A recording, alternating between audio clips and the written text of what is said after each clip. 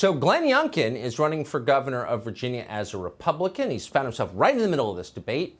He could win on Tuesday. He joins us tonight. Glenn Youngkin, thanks so much for coming on. So I don't think anybody at the beginning of this race thought it would be about this question. Should parents have any influence over their own children?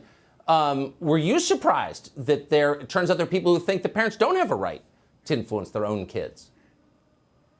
Well, Tucker, thanks for having me tonight. And no, I'm not surprised, because Virginia's parents, and particularly in Loudoun County, where it's been ground zero, they've been trying to stand up for their kids for the last 20 months.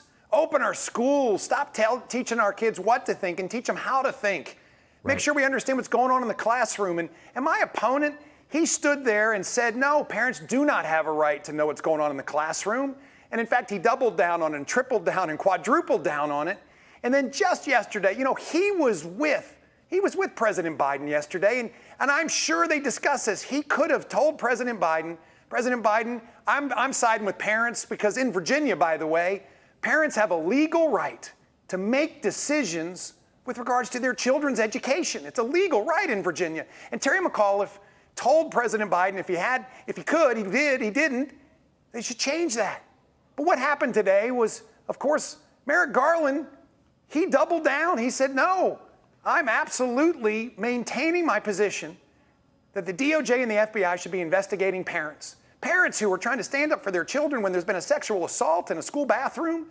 And we have a board of education in Loudoun County that tried to hide it from parents, hide it from the public. And they moved this child into another school.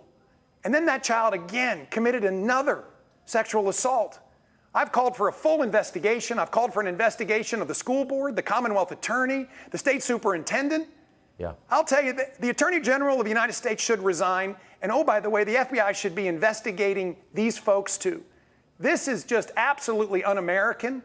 And as governor in Virginia, I'm going to stand up for parents. I'm going to stand up for children. I'm going to stand up for the fundamental rights for parents to make decisions with regards to their kids' education. This has absolutely got to stop. And that's why I'm running, Tucker, because it's time for individual liberty to win over big government control. And my opponent, Terry McAuliffe, he believes in big government control, and I believe in parents' rights when it comes to their children's education to make decisions for them. I mean, what they're really saying is we're your children's parents, and you're not.